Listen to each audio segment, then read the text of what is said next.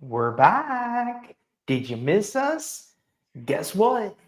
Just when you thought you could get rid of us, here we come again. We are After a pulled nice back long, in. I guess you would call it a vacation slash hiatus. We're back, ladies and gentlemen, and just in the right time. And ladies too. Don't forget we love our ladies.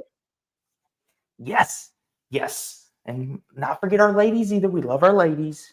We love Hey, our lady girlfriend, good to our see lady you. fans as well. But we're back, and Jackson, it's an important day because it's Selection Sunday for college football.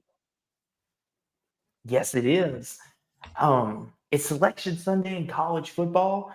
Not quite March Madness, but it's close. It's pretty close, and we've got some interesting things to talk about. One in particular to deal with your Crimson Tide, which we'll get to. And of course, we'll talk about some bowl games along the way. Where do we think, look at some bowl games and look ahead to the rest of the season. And then, of course, me and Jackson, do not worry. Me and Jackson will be making bowl predictions and championship predictions as well. We're back. We're back in it. Uh, Nova Bean heck did not freeze over. Me and No, Jackson are just fine. Me and we Jackson, we let are we let our schedules preponderance. let Things our schedules do the mess life around with happens us. sometimes, but we're here now and we're back for the rest of the season. We're here tonight. We'll be here for bowl season. We're going to be here until we crown a champion, and then we'll be back on vacation again. And Steve, What's up, Steve? and Good Steve to giving the see you, man. congratulations to Indiana. I'll say this too. I mean, we'll get to Indiana, but that was a great game yesterday. I Man, mean, I'm happy for Indiana. Um, they earned that game. oh yeah, Um, mhm. And here's the thing too.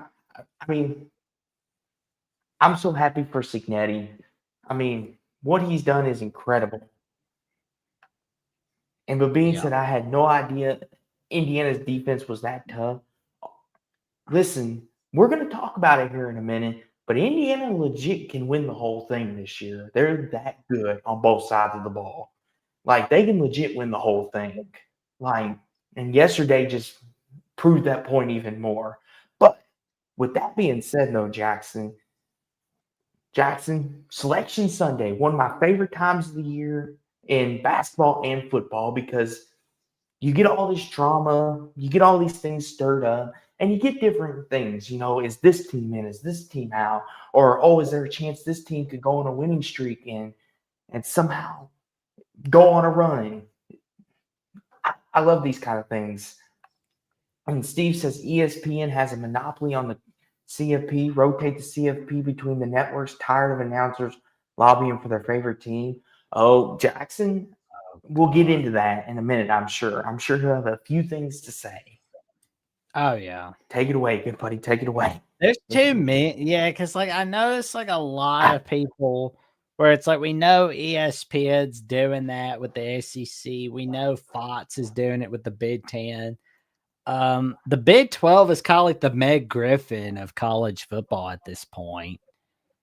But you know, it is what it Mm-hmm. is.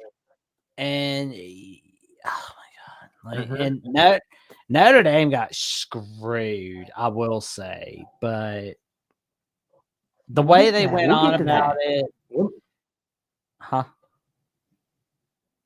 I said we'll get to it. We'll get to it. Don't worry, good buddy. You'll have your moment. Yep. You'll have your moment. Oh yeah. But go ahead. Go ahead.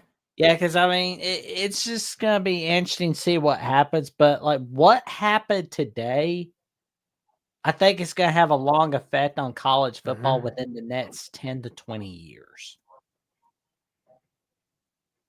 Yes. And like you said, Jackson, I mean, we're going to talk about it all, but I feel like Jackson, this is one of them. I don't I don't think no matter what the committee did today, someone was going to fuss about something. It's just the fact of the matter. It's just one of them. And Levine says if Notre Dame was in the ACC, they would be in the playoffs. They did it to themselves. See now, Levine, you're going to get Jackson. going on that whole spiel again about Notre Dame needs to join a conference. Here we go again with that. Like, don't get Jackson started on that because we'll be here a while. Like, and yes, Steve, we're going to address that too. So, Jackson, let's get to the meat of the matter since people are talking about it. Here's the 12-team bracket, the official final bracket, and let's kind of go dissect this one by one. Started with Indiana at number 1. Any problems with that? No problems. They earned it. Okay. I agree. I mean, they did. They beat maybe the team that could win the whole thing, Ohio State again, and they did it on both sides of the football. I've got no problem with Indiana being number 1. Ohio State at number 2, Jackson. Any fault in that? No issue with that at all. Okay. Georgia at 3. It's all right with me. Texas Tech 4, no issues. Texas Tech at 4. No issues. No issues. Now, the only thing I would say is I know there was a little debate about it. Maybe Georgia should have jumped Ohio State after the way they handled you guys yesterday. What do you think about that, Jackson? About what? That being an argument. Georgia jumping Ohio State for the 2. Georgia jumping Ohio State. That's fine. It's like you can have whoever you want, number 2. Ooh, this is interesting. Steve said Oregon could be 4. Well, the Ducks are at 5. What do you think, Jackson? Do you think the Ducks should have jumped Texas Tech? No. Okay. Steve said Oregon could be 4. They could be. But the way Texas Tech has looked all year, I mean, legitimately, we'll talk about it more, but Texas Tech could be one of those years where a Big 12 team could win the whole thing. I'm not predicting that on record right now, but they could do it. Ole Miss at 6, Jackson. Any problem with that? Not really. Okay. A&M at 7. Any problem with that? Do whatever you want with A&M. I don't care. Okay. Because, Jackson, that was another thing they were talking about today. A&M and Ole Miss, they could have flipped that. Oklahoma at 8, Jackson. I think a lot of people were in agreement Oklahoma was safely in the field, no matter what happened yesterday. Agree. What do you think about Oklahoma at 8? Well, I mean, Isaiah Satanga has basically helped them clinch their way to a playoff berth, so they're good. Now, here's where the debate starts, Jackson. 9 and 10, Miami and Alabama. Here's where we get into the good, where we get into the meat of the matter, where we get into it. So, Jackson is waiting to explode on number 10. No, I think Jackson will give.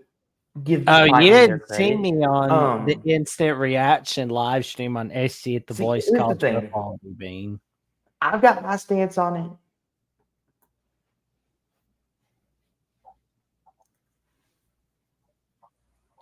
I've got my take on it, but since this is your team, Jackson, I'll let you go first. What do you think? I'm all right with it. I mean, because it was like I kind of figured we were in the playoffs, and I think Alabama pushed their luck yesterday against Georgia.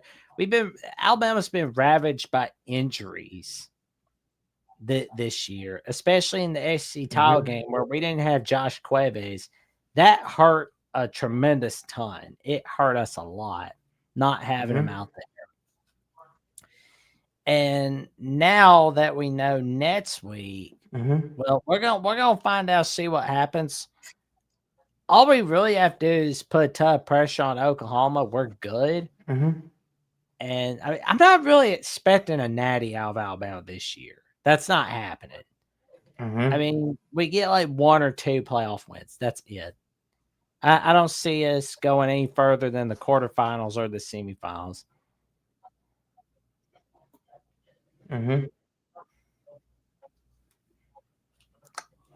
Mhm.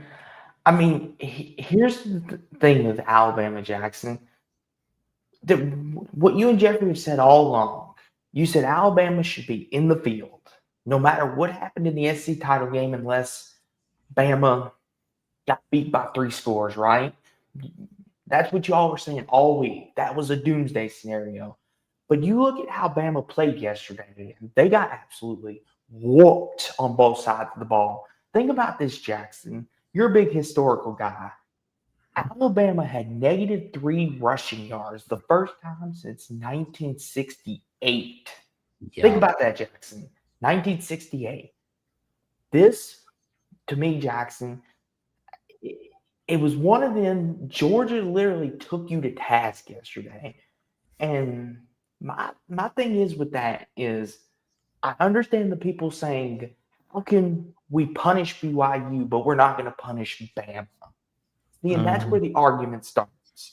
Where Yeah. Steve's earlier point of he's tired of these networks basically defending and doing these things for certain teams. And here's my thing.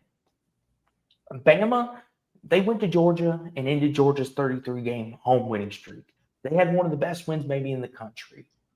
But then what happened yesterday in Atlanta kind of, I won't say erased that, but kind of watered it down because they got their butts handed to them in prime time, in front of the world. And it's and then it becomes one of them, Jackson. I don't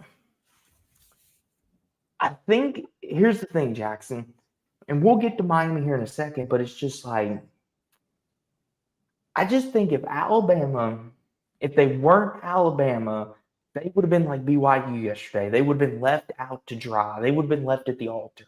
Am I wrong in saying that? No. I really think, honestly, yeah, with all this, with what's happened with Notre Dame, Miami, and Alabama, I think a lot of it is the committee didn't want to risk pissing off Bama. They didn't want to piss off ESPN. And they didn't want to piss off the ACC, but they thought to themselves, well, everybody hates Notre Dame for being an independent. Everybody hates Notre Dame's guts, Mm-hmm. we can just say Notre Dame's a bunch of assholes for not being in a conference, so we can just do that. We're good. And I never I mean the whole people hating Notre Dame not being in a conference. They don't know why they hate Notre Dame. It's Mm-hmm. just, well, I mean, like ESPN's so mad at them.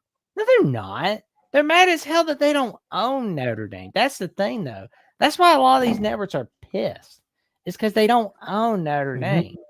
That's what they're really mad about. They're and a lot of the conferences, they're mad that, and I think a lot of it is too, is like a lot of the teams are mad that they have to share the money, right?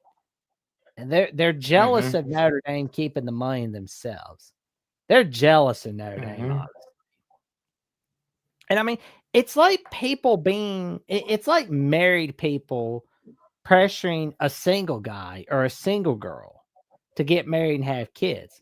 Not because they want you to, Mm-hmm. but because they're like, well, I'm mad that you're not married because I don't know why. I'm just like, oh, I'm miserable. Or here's another analogy I'm gonna use. Here's what it is. It's like a corporation being jealous that they can't buy off a small business. That's what they are. They're mad about that. And they're whipping up a whole lot of people against Mm-hmm. them. And there's a bad story as to why Notre Dame's not in the conference. It goes all the way back to the 1900s to the 1910s. Notre Dame See, actually Jackson, Mhm. I just want to bring this up. I know where you're going with this, but when you get done with that, Steve's got a question for you there, good buddy. So they should relax Go. while everyone plays conference championships double. Why not just have them play a team that's in the bubble for the playoff race? That can be like Notre Dame's Mm-hmm. 13th game. Why not have that? I mean, you could just do that. Like, you could just have like Notre Dame, Vanderbilt. That's what I would Mhm, do. Yes, that. mhm. Thank you, Dave. Thank you. Fielding Yost had a grudge against Catholic. Yes, that's what it is. Because like that's the whole thing. And See, oh shoot, sorry. mhm. But yeah, it's just like I've never really understood this hatred on Notre Dame. It's like, and a lot of the people that are mad about Notre Dame having, oh, well, they get to make their own schedule. Oh, they get to have their own TV news. Oh, they don't have to share with anybody. Oh, well, they just get whatever they want. I guarantee a lot of those people that don't like Notre Dame, they would love to be in Notre Dame's place. I'm not even a Notre See, Dame man, and I'm seeing this with my eyes. It's see, that's funny, Godfather. I love it, man. Notre Dame. see, see. Here's the thing, though, Jackson. You should actually be happy Notre Dame got left out because here's why. Because what would happen, Jackson, is we started hearing this ever since this new 12 teams started, and even with the 4 team to some extent. But here's the thing, Mhm. Jackson, if Miami would have got left out, we're already hearing Texas fuss about why should we schedule Ohio State? Why should we schedule Michigan? It would have been the same thing with Miami. Why should we schedule Notre Dame? We beat them fair and square head to head, and you're not going to honor that? At least think about that. That's why I think a lot of people, if you're in favor of these bigger games being played, if you're one of these people that are like you, Jackson, that are like, we need blue bloods to play one another. We need better competition. Week Yeah. 1, week 2, week 3, before we get to conference play. This is a perfect example of the committee basically saying, okay, we're still, if you beat a good team, a team with a pulse, we are going to honor that. You should Well, be more faith. Go ahead. Go ahead. Well, and I think also we need to go back to being able to have like big non-con games in October and November. But I know that doesn't happen Mm-hmm. anymore. But maybe it can go back to happening. I don't know. And it's just had a huge fallout, honestly. And this whole Notre Dame just saying, no, we're not going to the Pop Tarts Bowl. Screw that. We're out of here. We're not. You assholes screwed us out of the playoffs. We're gonna screw you out of your money. I understand that, but then it's like you basically screwed your players out of 15 practice reps. You're basically telling the committee they're right to leave you out. I mean, it's Mm-hmm. like telling your boss you quit after he does one thing you don't like. Like, a good boss, not like an asshole boss like Mr. Krabs. I'm talking about a good boss that you got, a chill boss. You're quitting your Mm-hmm. job because, oh, well, your boss made a move you didn't like or gave an order you didn't like. And you're like, nope, I Mm-hmm. quit. I'm moving on. I'm going to find somebody better like that. That was way too emotional. And I get, on the one hand, I don't like it. But there is part of me that likes it because you get to screw over corporate billionaires like Disney for once. For once, they don't get to see their millions. That I'm happy of. Because after all, See, Disney deserves this for taking the Owl House away in 2021, for screwing over dead kids' parents by not letting them have the Spider-Man picture on his grave. They deserve it for but whipping up an entire nation against one another in college football. They deserve to but get see, screwed over for screwing over Major League Baseball. They deserve to get screwed over but here's the for thing. screwing up Sports Center and screwing over Chris Berman. They deserve that. See, They deserve that. But at the same time, Notre Dame screwed itself. mm-hmm. And by the way, that was not Marcus Freeman that made that move. It was the school officials at Notre Dame that made that call. Okay, we're not playing in a bowl game. We're not playing in the Pop Tarts Bowl. Because I'm going to be honest, if you play in the Pop-Tarts Bowl, if you say, okay, I'm pissed off, you're on my shit list, but I'm going to show you why you're wrong. Because that's what you do in life. If somebody screws you over and it's like the first time, yes, you should consider quitting. But if you're going to quit, have a plan A through Z. If you're like pissed off, show them why they're wrong. And Notre Dame playing in the Pop-Tarts Bowl would do that. That's what Alabama did in 1966. That's what Ohio State did 2017. That's what Miami did in 2000.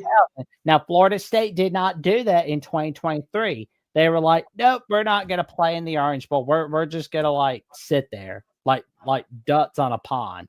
That's it. And, you know, But here's the thing, though.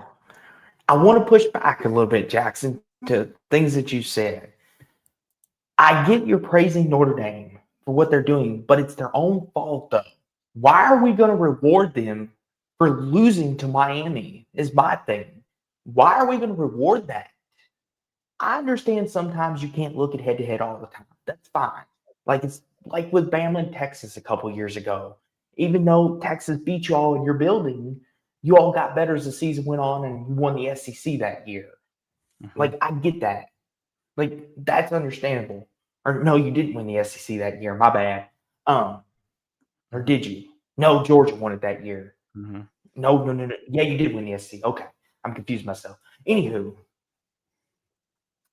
Jackson, like, I understand where you're coming from, but why Miami won the game?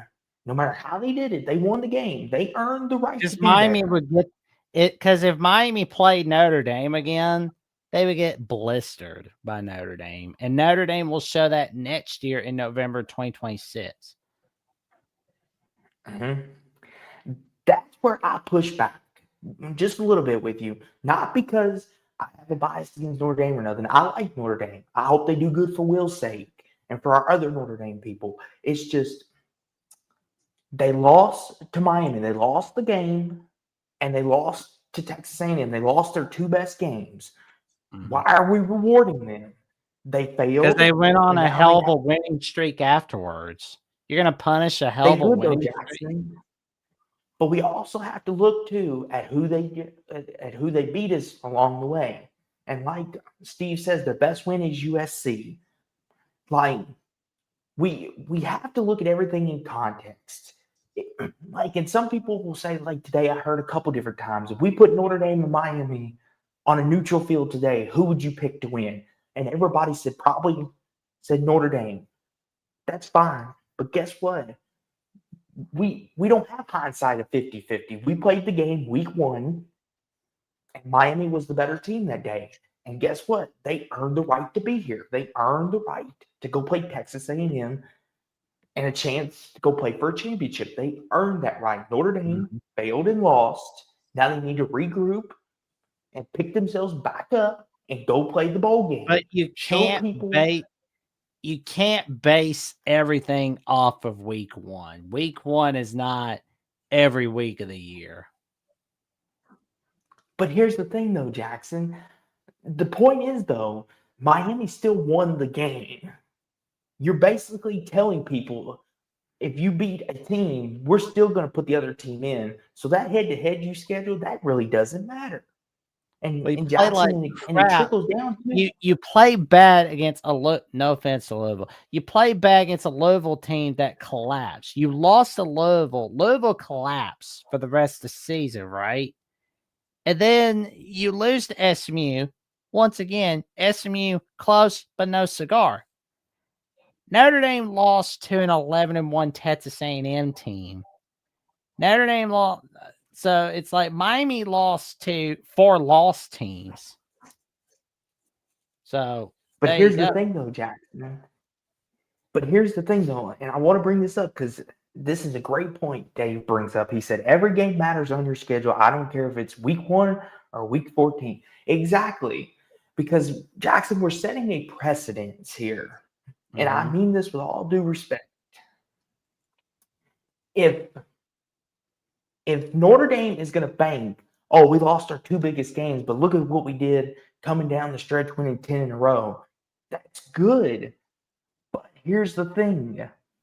Thing with that though, you lost the two biggest games. You lost your two biggest games, and you lost to Miami, Notre Dame. You lost. You're not the better team. And Jackson says, but the team that collapsed against Louisville beat Notre Dame. I can tell you He's one got thing we can all agree on. what's that? Alabama, Miami, Notre Dame would all beat the hell out of James Madison. That's for sure. I don't care that James Madison's a conference champ. You're basically just giving out a participation trophy by putting James Madison in. So, real fast, before we move on to this, let me ask you something, Jackson. How much do you think coming into conference championship weekend, Jackson? Would you say Bama was safe? Right? Well, You said yeah. Bama was safe. Oh, Alabama, So 100%. Alabama's 150% safe. Although okay. they pushed their luck on Saturday by putting it in the committee's hands like they did. So let me ask you this, Jackson. Looking at how they bracketed everybody and everything in the standings, do you think with BYU going down and Bama getting belts to butts, so to speak, as you like to call it, Oh, yeah. who do you think the argument was between? Do you think it was a Miami Notre Dame debate or Alabama Notre Dame I debate? would say it was more of a Miami Notre Dame debate, but really they should have just teamed up against Bama, in my opinion. And they probably should have done that, but and I think I feel like too is if Marcus Freeman was in chains and shit like that, wearing gold chains, they would have put Notre Dame in. But because Marcus Freeman doesn't act like that, he doesn't wear jewelry around his fingers constantly. They don't have Notre Dame in. That's definitely a reason why. Mm-hmm. And They I mean, hate here's the his thing, ass. too. They hate his ass. He's a good coach, man. I'm telling you right now, 2026, Notre Dame is definitely going to be a team to watch for in the world of college football. I mean, if they really had the 12 best teams in college football, they would And have. defending. Yeah, like Mm-hmm. I feel like Notre Dame and BYU would be in place of Tulane and James Madison. Like I like Tulane and James Madison, but I mean, if we didn't have like this BS conference chant rule and just had like the 12 Well, best teams, see, or better yet, we just had like a group of 5 playoff. James Madison, Tulane would be the top 2 of the group of 5, but you would have like here's BYU and Notre Dame at 11 and 12. here's the thing, Jackson. There's plenty of debate with this, and we're going to put the call-in link in the chat. You all can come in and talk as well. We want to hear your thoughts on this as well, but keep it respectful, though. Keep it respectful. Challenge the argument, not the person. No need to attack anybody. There you I'm go. looking at you, Caden. Looking at you, Mr. Buckeye over there. Okay. But Tulane, James Madison. Here's the thing, Jackson. Here's the thing with this. I've got no problem with James Madison, Tulane being in a 12-team playoff. I do. No matter what you want to say, Jackson, they played who was on their schedule, they won, and they had things break their way. The problem is, though, Jackson, is the inclusivity of it. Yes. Is people, the reason why they're getting upset now, Jackson, is because teams like Utah, Vanderbilt, Texas, and Notre Dame are getting left out. That's why people are getting fussy now. Because here's the thing, I have no problem with 2 group of 5 teams in. If they earned their way in and they won their conference, good. Yes, I get it. It doesn't make for entertaining games. That's fine. But at least you're rewarding the group of 5 team. You're telling them, hey, we haven't forgotten about you. We still value you. And here's the thing, Jackson. Tulane. I know people will say James Madison, but Tulane, Jackson, they have a very strong case to be here. Be here, though, Yes. Jackson. They have a They very beat strong the case. ACC champ Duke themselves. So there's that. Exactly. They have a very strong case to be here. And here's the thing: people, Jackson, saying Ole Miss Tulane's going to be a blowout. Here's the thing, Jackson: Ole Miss Tulane played all those weeks ago, and they're two different teams now. A lot has happened since that time. I'm not saying Ole Miss is going to lose this game, but don't be surprised if it's closer. Bama, Oklahoma, they played a couple weeks ago.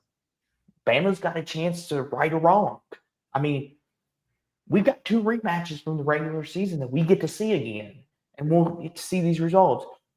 Like, people don't realize it sometimes, Jackson, but Bama and Tulane get to right or wrong. They get a chance to prove their doubters wrong. They get to go to the and that's the thing too, Jackson. I'm excited for Bama, Oklahoma again because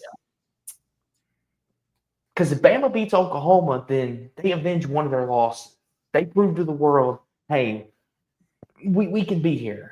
And here's the thing too, Jackson, with that as well. I understand, like you said, Tulane, they have a good argument. James Madison, I would have personally put Duke in myself. I would have put Duke in. Because I know, Jackson, let me say my piece, and then you can, and I know the chat's going to have a field day with me here in a minute. Duke won a Power Four conference. They won the ACC. No matter how they got there to do it, they won it. And they beat a very good Virginia team. No matter how you want to slice it, that was a 10-win football team. No matter how they got there, they won 10 games. And Duke has 7 Power Four wins, and they won a Power Conference. And I'm going to say this right here, right now, and Jackson knows this is the truth. Manny Diaz is the man that I told you all he could be. I told you all when Duke hired Manny Diaz, I said, this is a great, great hire. And I remember Jackson said, I don't know about that, good buddy. Look at his reputation at Miami. Look what happened there, good buddy. I don't know about that. And all these years later, my fruition's coming. I said right here, I said, when he got hired, I said, Duke's going to win the ACC with Manny Diaz. You watch. You watch. Yeah. And lo and behold, here we are.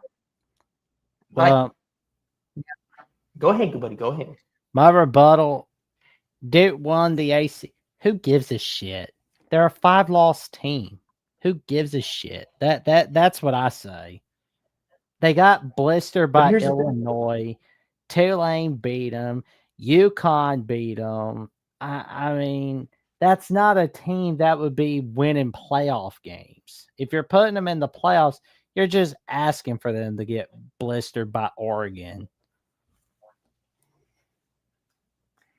I mean, here's the thing. Here's the thing, though, Jackson. But JMU might be the same outcome.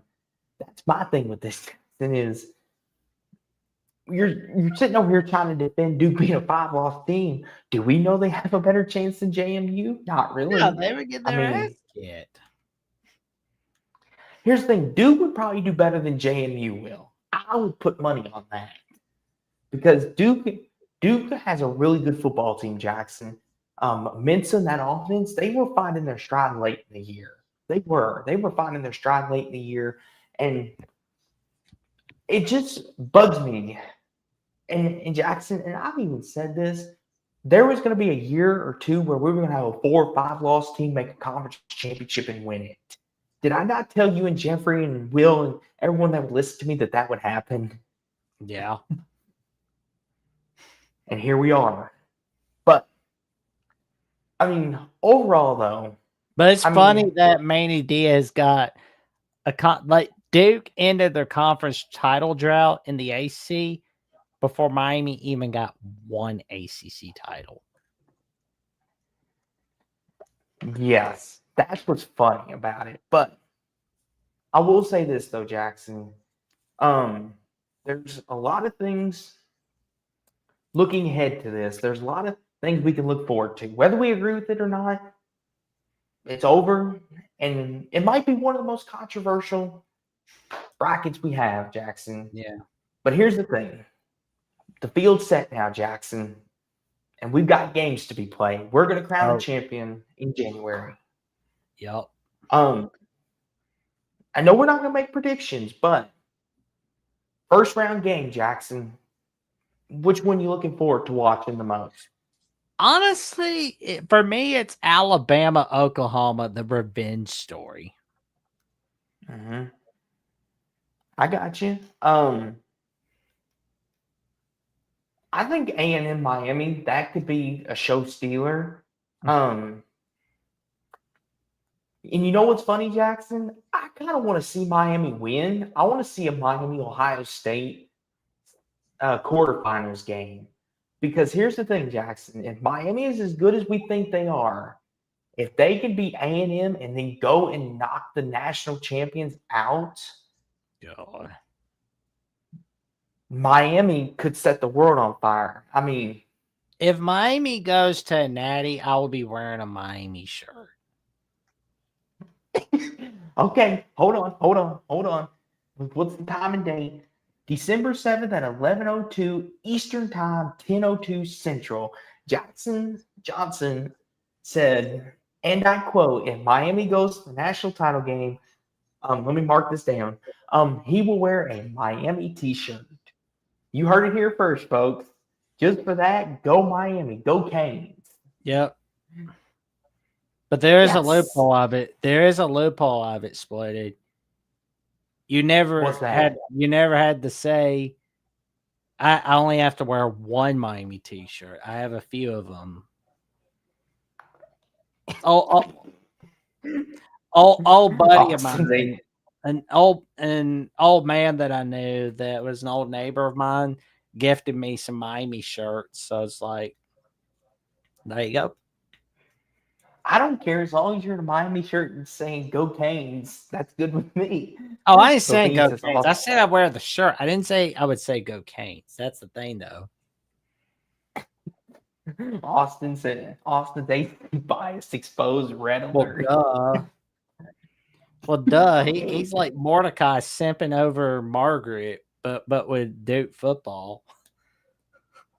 See, here's the thing. We kind of need Miami to do something. That way, it doesn't make the AC look like a complete dung heap. Because, like, look at No, this they need to field. be punished for doing nothing to help Notre Dame. So there you go. They need to be punished. Wait, They need to get Jackson, they beat they Notre need Dame. they They need to beat Notre Dame. nah. If there's one thing I love, it's a good ass revenge story. Because here's Just the thing, though, add Jackson. Margot Robbie resting at the movie theater, and you really got a good revenge story right there. Like, cause there you go. Like, cause See, that's what it would be right there. Like that's what I want to see. Like, I'm kind here's of the thing. wanting to see the ACC crash and burn at this point. I'm kind of like, you know what? What? Go for it. I do. They didn't have. I mean, Notre Dame has made a shit ton of money for them. Think about this. Since Notre Dame has been in the ACC, they've given them everything. They've given them everything, and that's the thing. I'm going to tell you. I'm telling Okay. you, Duke is so screwed, and they're going to find out real quick. Wake Forest, Virginia, and yeah, they're screwed. Clemson is fine. Florida State's fine. Miami is fine. I mean, honestly, like if the ACC winds up becoming like the Pac-12, then stuff like this is why. They didn't have Florida State's back in 2023. They sat on their ass, did nothing. They sat on their ass, did nothing to help Notre Dame, who's made them all kinds of money, right? Nothing. Notre Dame saved their ass during COVID. You have to remember that. Notre Dame saved their ass during COVID in 2020. Keep that in mind. And I'm telling you, if you don't have Notre Dame in the AC, you're going to find out who really paid the bills. It's like you're like the ACC is like a spoiled kid who has been like sucking off mom and dad for years and lived off their name. That is what they're like right now. So, here's the thing, though, Jackson. As much as we can listen to each other argue here, there's other people on here. Oh, absolutely. This is a college Great show. one. Yes, and we'll bring them one at a time, 5 minutes, 6 minutes. And we'll start off Let's just go on and get it out of the way. The one man who wants to celebrate. Let's go Come on and on. get it out of the way. Come on, Caden. Let's hear it. Oh, you're a Steeler now. What's up, man? Well, Jackson, you noticed the jersey. Smart of you. The only reason I have this jersey is because I like the guy whose jersey this is. James freaking Harrison. You not notice the number 92? James Harrison. Yep. Hey, James Harrison's a legend, man. And you know what? I listened to the podcast, Devo and Joe. By the way, check it out. It's a real man's podcast about football. Come on now. What's the podcast But name again? Devo, like as in James Debo Harrison, Yeah. and Joe, as in Joe Hayden. Listen on YouTube. All right. NFL legend. And I'm going to say this out of the way. I'm not mad at all. Number 2, we lost to Indiana. I'm not mad. But, here's the better news. Jackson and Austin. And Austin, that Twinkie-eating little sucker right there. I got some news for you boys. Will and D loses the $500 bet to yours truly because Notre Dame basically said they quit the playoffs this year. So, Will and D, get your butt in here, buddy. Oh God.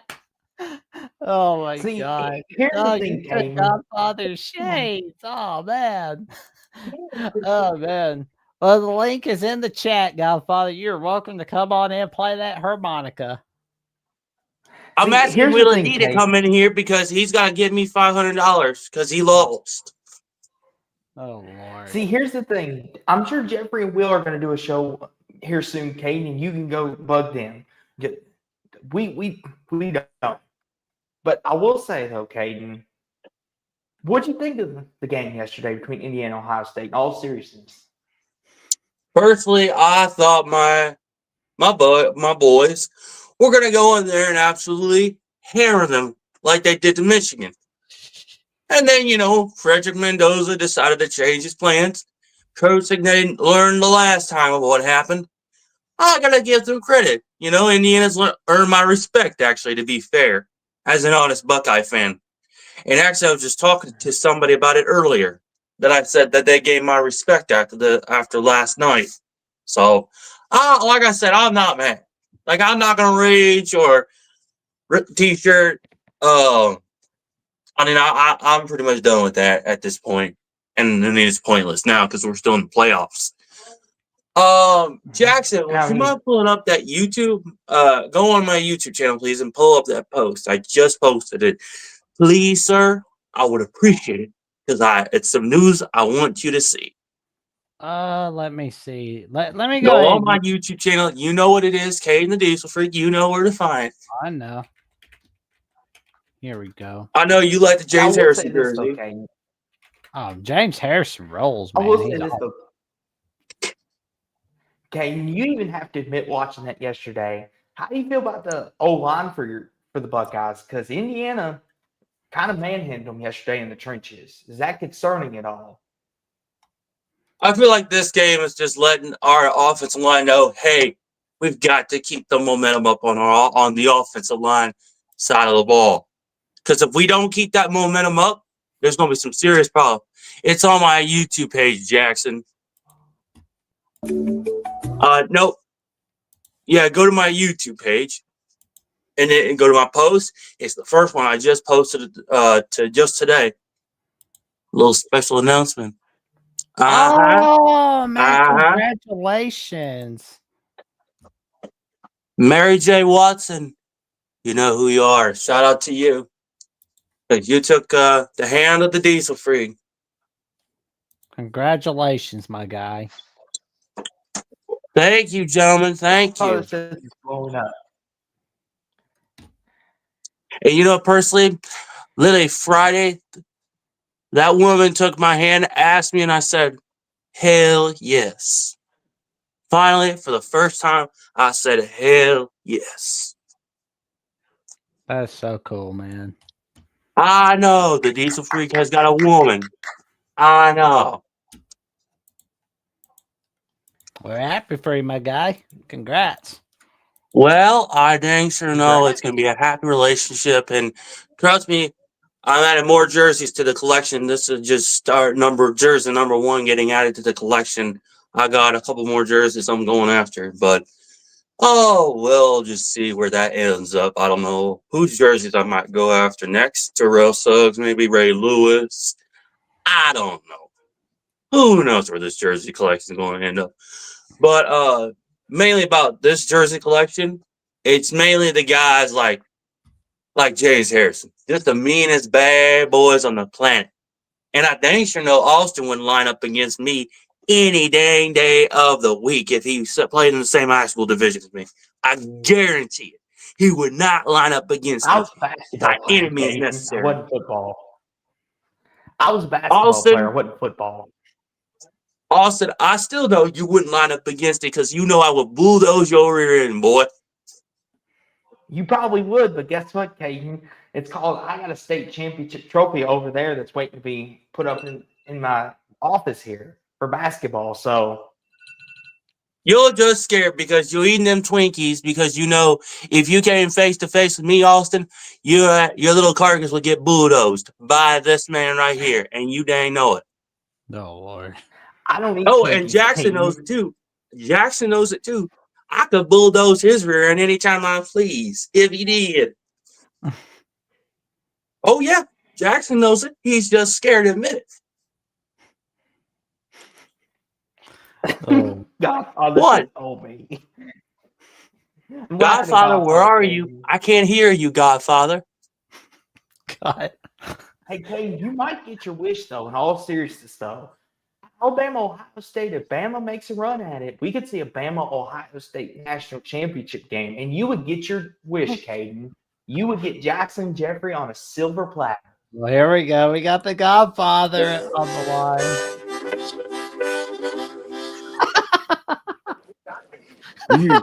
That's for you, Caden. My heart bleeds for you. The smallest harmonica in the world.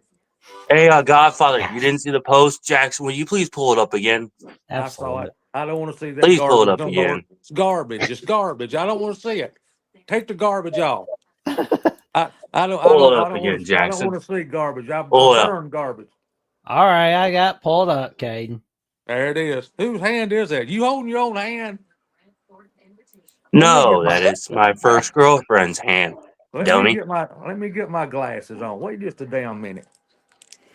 Whose hand is that? You holding your own hand. Cut this stuff off. He says it's Mary J. Watson.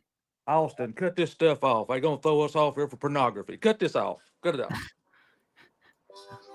All right, That ain't there it is. even porn, first of all. That's second of all. I literally just showed me holding my first girlfriend's hand. And literally, I didn't even show her outfit. Oh man. All right. We'll let you slide tonight then. No, Godfather, you're just perverted. That's all. Oh, that's listen. Me and Jeffrey, we celebrate in Indiana, Alabama in the playoff. We've been celebrating for 24 hours. There we go. Well, didn't y'all hear you got smacked by Georgia? I So I don't know give a why. damn about Georgia. Who gives a damn about Georgia? I know you were crying last night when Georgia beat y'all. Our record against Georgia is 9-2. It's not even worth talking about.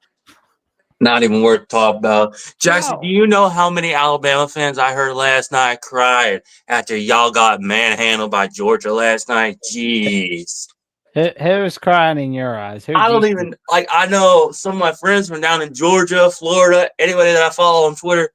I mean, I've seen the 9 yards of it. Come on now. Oh my Oh, Lord. Minus 3 yards rushing. You gotta count the sacks and the yards that give up by sacks when you add up that minus 3 yards in rushing. See, people don't know what they're doing. See, that's why they got to take off their shoes to count to 10 like you do. But anyway. Oh, come on now, Godfather. You know that's so full of crap. You know that, right? We're gonna beat Oklahoma. We might not win another game after Oklahoma, but if they beat Oklahoma, I'm gonna really be celebrating. No, because here's the deal. If y'all lose to Oklahoma again, which y'all will choke to Oklahoma, y'all are out. Well, listen, man. we got to go down to the old folks' home to get players. Everybody on our team's hurt. Oh, man. Well, hey, Caden, Oh, real heck, the fast, Godfather's real gonna go fast. suit up for the Crimson Tide. I don't even think if they make him shoulder pads his own size. Oh, Jeez. man. Caden, I could fit in a Crimson you're Tide beating up on. uniform better, but I would prefer the Ohio State uniform. Come on now. Oh, man. Oh, Hold Lord. on, real Hey, fast. straighten him out, Austin. Straighten him Caden, out. Straighten him out. Austin, before we speak. let you go though, Caden. Yes, before we let you go, Caden, I want you to understand you're beating up on Godfather and Jackson over losing to the team that might win the whole thing. Georgia, maybe Might one of be. the best teams in the country. Could be. Could be. You're you're beating up Godfather over that. And you lost to Indiana, one of the losingest programs in history, Caden. I think you should know your role and step aside.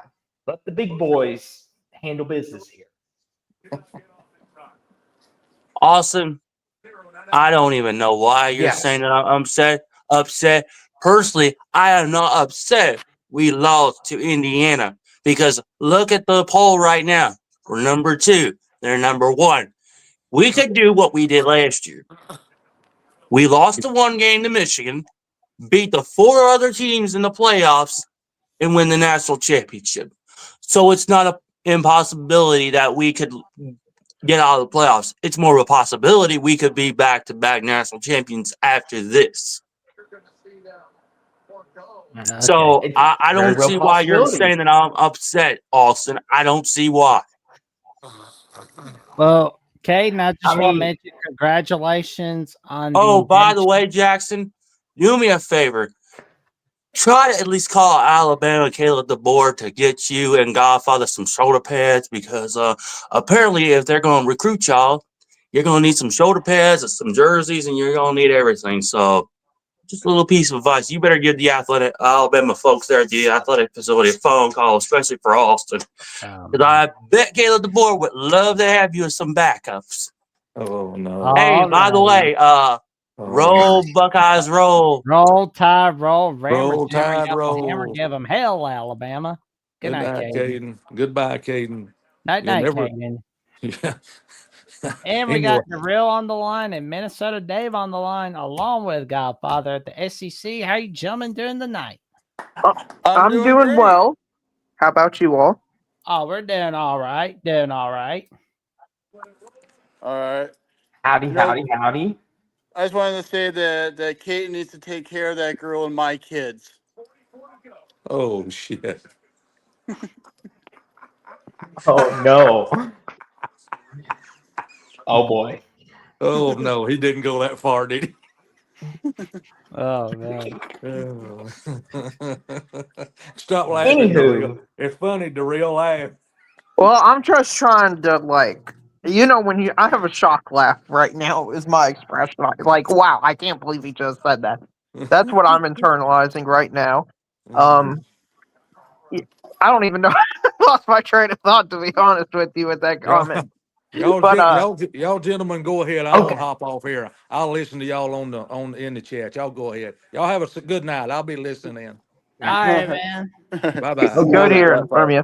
Okay. I was gonna ask you, Here's a good. Austin and Jackson. Mm-hmm. I don't like the process, but I'm happy Miami's in the college football playoff. Yeah. So, with that being said, I believe the committee did the right thing with putting Alabama and Miami in the college football playoff. Do you all think it's the right thing that Alabama and Miami's in the playoff? I like that Bama's in, but I'm not too thrilled about Miami being in. But I'm just kind of like, you know what? It is what it is. Okay, well, I guess I got to ask you the follow-up question of who should be in the playoff. Notre Dame. Okay, well, I got an issue with this because they played, correct? Mm-hmm. And Miami did win the game, correct? Yep. So why should Notre Dame be ahead of Miami? Because their winning streak afterwards, and Miami looked like a disaster against SMU and Louisville. A winning streak, though, against teams that are like barely good in the ACC. Right. I mean, they beat NC State, Boise State, Navy. I mean, The amount of USC. teams Pitt's that can the go only into decent one from the ACC that they won against. was Pitt. They beat Pitt in fairness, but Pitt's terrible. They're in the ACC and they're horrible. So I don't buy the winning streak argument because they played a bunch of cupcake teams, and I Yeah. want massive non-conference games to matter. If Notre Dame was ranked ahead of Miami, I honestly think my love of college football would just completely go away because it's like the NFL now. You can have two teams play, and it literally doesn't matter at all. So I think they had to do this for the sanctity of the sport itself. I'm not sure about your Mhm. thoughts, Dave, on that, but sounds like we're pretty aligned there, Dave. Yeah, pretty Mhm. much. I'm more of a Notre Dame fan. I like Notre Dame, but they don't deserve to be in. Well, I have you mean, they seen should have all never the been ranked. They should never have been ranked ahead of Miami in the first place. correct? Mhm. I'm with you all on this. Like I've been saying this for a bit now too. Because Jackson, one of the biggest things, Jackson's always told us all, he wants to see the Miamis of the world and the Alabamas. He wants to see these big non-con games. But what precedence does it set if they would have put Notre Dame in over Miami? It's the exact same thing with Texas. They're going to be like, why should we play these big games in week one? Why don't we schedule Tarleton State, or why don't we schedule a Yeah. Tulane, or schedule these powder puffs, and we can win our way in by going through our conferences? So for me, I'm thrilled that Miami's in because it keeps, like you said, Darrell, we're still going to get big non-conference games, hopefully. Well, and And the honestly, committee the committee did it to appease the ACC, really, and I think that's going to end badly because they just basically dug a huge grave for the ACC because it's like, Notre Dame not being in, I think hurts the ACC a lot for the long term, and I think the ACC not having Florida State's back in 2023 hurts them a lot. And I think honestly, you're going to see Notre Dame go, my bridges are burned with you, ACC, because you just sat on your ass and did nothing to defend us.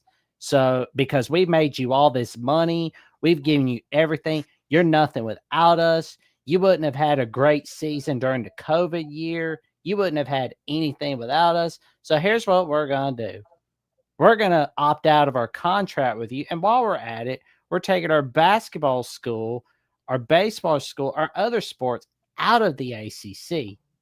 And you're going to see the ACC, unfortunately, wind up going the route of the old Big East. And they're going to wind up going the route of the old Pac 12. That's what it feels like it's going. And you're going to see Clemson, Florida State, after seeing all that, they're going to like, you know what? We're leaving this joint. We're out. We're going to the ACC, or we're going to the Big Ten. The Oh. schools like the NC States, the Dukes, the Wake Forests, the Virginias of the world, those are the ones that are really going to get screwed. They're going to be like, hey, wait a minute. Why'd you piss off Notre Dame? Bring them back here. Yeah, Jackson, do you have a tinfoil hat near you? Like, I think you should put that on while talking about this. I mean, maybe I'm confused. So, Austin, you can help me out. What conference is Notre Dame in? Well, they're in it. They're well, not they're in an one. independent in Okay, football. so they're not in the ACC. Is that correct, Austin? Yes, What conference is Miami in? The ACC. the So, so, ACC. so why would the ACC advocate against a team that's not? Why would they advocate for a team that's not in their conference? That'd be like if the SEC advocated for UConn to make the playoffs. Why would they do this? Why? It doesn't help them any.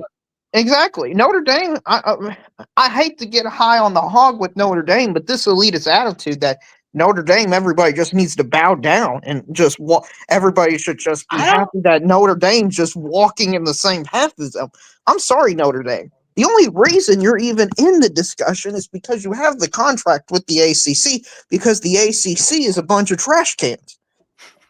If they had to play the SEC, middle of the SEC, the middle of the Big Ten, my gosh, they would get clapped.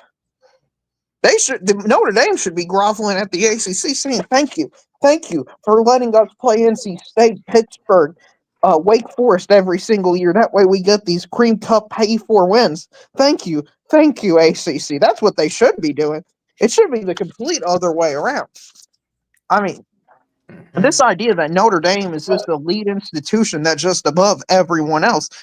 Notre Dame's not even Ohio State, Alabama, Georgia, Clemson, or anything like that. Okay, they need to put their place in line and just suck it up and join a conference like the rest of us. I mean, it's ridiculous. This elitist attitude they have, and I would say the same thing if it's any other program out there in the country. Okay, I don't see UConn's independent. I don't see them walking around like they're the hot stuff. I mean, they went 9-3 this season. They're like, man, They won't be the independent for G5 long. represent, huh? They won't be independent for long. They'll probably join the MAC. Would join up with. See, I worry about that because I'm UMass. thinking to myself, what does that mean for the Big East in basketball? That's what I worry about. No, they don't have to join. They don't have to join. They can just join it for football. And just keep it in for football. And if you want to talk about Big East, like you said, I think I agree with you, Jackson. If Notre Dame, the only problem is if Notre Dame does not get good teams from that ACC bid all the dang time, that's what hurts them all the dang time. They weren't playing any top teams from the ACC. There wasn't a lot of top teams to pick from. There was one top team in the ACC. Duke? No. Miami was by far the best team in the ACC. Everyone else is a literal trash can. Everyone else in the ACC, in my opinion, could lose to Florida if they played next week, outside of Miami. Okay. Yeah. But I always felt That's that fair. Notre Dame should just join the Big East for all the other sports, but they don't get the big enough revenue. That's the reason why. Yeah. Well, what Notre Dame needs to do is suck up their pride, join the Big Ten, and then join a conference. And then when you lose and go 8-4 every year because you're not as good as you actually think you are, because you've got to hold on to some hatred from 100 years ago. Yeah. It's nonsense. And then for them, by the way, to pull out of this bowl game and be like, oh, we're so devastated. We didn't make the playoffs. We're going to pull out of this bowl game. Shut up, Notre Dame. I'm just sorry. Yeah. But BYU, Texas, Vanderbilt, all these teams are upset, and they decided to play a bowl game. Well, you know who opts out of bowl games? Quitters. I don't like that pulling out of the bowl game either. I think that's pretty messed up. I do. I think that's pretty messed up. Yeah, but I at agree the with same Jackson time, to on be that. fair, the billionaire elitist at Disney screwed over another person, which is another long line of people they've screwed over. And Notre Dame's like, you know what? Screw you. We're not making you millions. So you know what? Take your Pop-Tarts bowl and shove it up your ass. That's what they said. See, I don't like it that it screwed 15 practices out of the seniors that were going to play in this ball game. And I think Notre Dame should have said, you know what? We're going to play in this ball game. We're going to beat the hell out of BYU, and we're going to stick our middle fingers and yell, fuck you at Disney. That's what I would do if I were Notre Dame. Here's the thing, too, real fast before you go real fast. I want to bring this up. So people are blaming the ACC. They're blaming it on Duke. They're saying this is Duke's fault. It's Duke's fault. And it's like, how's it Duke's fault? They won the conference. The ACC's stupid tiebreakers were it's every conference that has these tiebreakers. You want to hear something really dumb, guys? I follow the MAC because my parents went to a MAC school and I have family that went to MAC schools. So I'll occasionally follow the MAC. And Miami, Ohio, who lost to Ohio and Toledo, still made it to the conference championship over them when they were tied. How the hell does that work? I have no clue. All I know is Austin really perked up because he heard Mac and he thought, that's the level of football my team's going to be playing in a bowl game. Whoa, Daryl. I have a question for you. Where's Kentucky at in bowl season? Oops, I forget. Kentucky doesn't go bowling anymore. Hey, listen, okay? We got passed over 7 different times as a 5-17. That's humiliating. Passed over Oh, here we go. Hey, we got another caller on the line. Are we ready to bring him on? Yeah, I have to get going myself. So yeah. Hey, Caden, if you're listening to, I'm just joking with you, man. Just fucking with you. All right. Have a nice night. Sleep well, stay safe, stay warm, Dave. It's cold outside. Keep yourself It warm. is. Get long sleeves out. Yep. 5 degrees. There we go, man. All right. Talk to you later. Bye-bye. Bye bye. And we've got 574 Skate Rat on the line. How you doing tonight, good buddy? I'm bitter, but I'm gonna have to get over this. I mean, there's nothing much I can do. And here's the problem with all this. It's not really Miami. And you're not gonna like this, dude, but dude, your team got beat badly by Florida State. That's fair. Took another loss and then took another beat down. They don't get punished. And that's why we're upset, because we feel we should have had 10, Miami should have had 9. And you guys should have been out. I mean, you can't, if you're going to be punishing BYU for getting their ass kicked, you got to do the same to Alabama and everyone else. I mean, I don't know. Okay, can you explain to us how BYU got punished? Because as far as I was aware, they were ranked 11th Tuesday, which means they were out of the playoffs, and then they got upgraded to out of the playoffs. So where's the punishment? I honestly feel that if you're going to punish BYU, you have to do the same to Alabama. I mean, that was a loss number 3. But I mean, I understand everyone has different opinions, but I don't know, man. I mean, I do think we need to do away with the group of 5s getting an automatic bid, because like you're only setting them up for a beat down.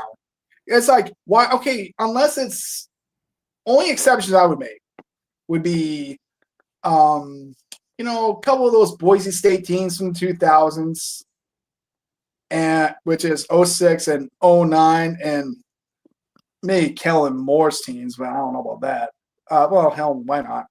A couple of those TCU teams that had great years back when they were in the Mountain West. You're talking about the 2008 through 2011 Boise State teams. You're talking about the 2009-2010 TCU teams with Gary Patterson. Yeah. What about the UCF Knights team in 2018? I was going to tell you that, man. I think a couple of those UCFs and Cincinnati 2021. I mean, as long as you're scheduling one of those good Power 4 teams and you beat them, yeah, why not? You probably. Well, and I'll be honest. I think what I wish would have happened, but I know it was never going to, because it was like the Bama Notre Dame Miami debate that was going to go nowhere. Why not the 3 of them agree to be like, you know what? We want James Madison out. We don't want them anywhere near. I wish they would. Why a second group of 5 school? You have to have 5 highest ranked conference championships in. That's written literally in the thing. That's why they're in. So if it wasn't them, it was going to be Kennesaw State or Boise State, most likely, to make it. We have to have inclusion for everybody, because inclusion's the most valuable thing, apparently. I hate it. It's dumb. I know, right? So and now half these games are going to work a little harder, but anyhow, another thing I'm going to say is, what was I going to say?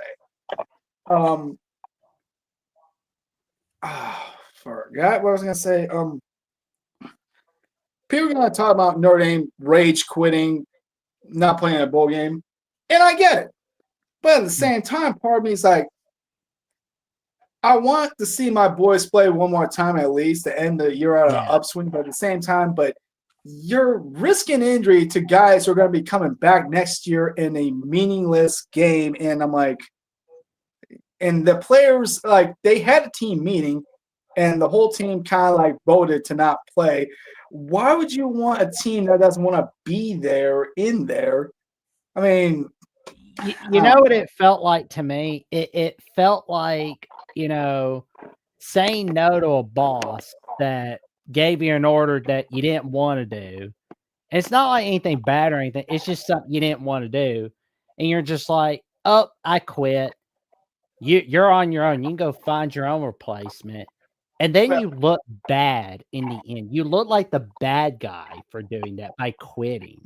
Yeah, you're a sore loser. I don't know. I kind of don't really blame him, to tell you the truth. I might be sounding biased, but it's like, I don't know. Yeah. A part of me kind of does get scared if CJ Carr got hurt. Yeah. And I'm going to be honest.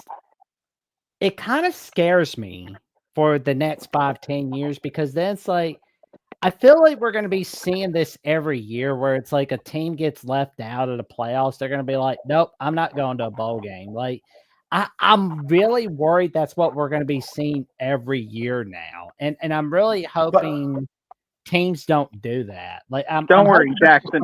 In 10 years, we'll probably have a 32-team playoff, or maybe even a 48-team playoff at this rate. So, I don't know. I have a bunch of mixed feelings because, like I said, my feelings are mixed up. Mine are too on this, because it's just like, because not every player, for me, a bowl game, if you're a player that you know is not going to be a draft day guy, but you might still have a chance to go pro, the bowl game's good tape. That's where I kind of am at. And I think coaches understand that. Like Jeremiah Love, he's probably going to be a first rounder, maybe early second rounder. He's going to be one of them guys. But if you're looking at like a Jaden Greathouse or something, who's a good, talented receiver, but he's probably going to be one of them 6th, 7th round guys, maybe go undrafted. It would have been good for him if he had a breakout game in the bowl game to put something on tape for a team to look at. I mean, like, I think he'll be back next year. I think I could be wrong. Okay. I mean, I feel. I mean, we would have had like a fun game between like the Catholics versus the Mormons, like in the Pop-Tart Bowl. Like that would have been so much fun. Maybe they just gave it a better name. I don't know. The Pop-Tart Bowl, the most iconic bowl game out there. That's not a playoff game. I want to see the Pop-Tarts. I like the Alamo Bowl better. I don't know why. Mm-hmm.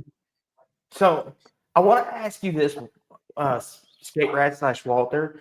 So your problem's not with Miami being in the field; it's with Alabama, correct? I want to make sure I get this right. Yeah, because I don't like Miami beat us. I have no problem with that one. I can't dispute that one. And I'm going to say this: there's two solutions. One of them is either join a conference, or the other is take care of business in 11 or maybe at 12 games, and you're probably not in that situation. Mm-hmm. I don't really like that seeing a lot of these teams skipping out bowl games. Like, and I got really worried about that last year when Marshall did that last year. Apparently, Marshall did not have enough players for maybe even like.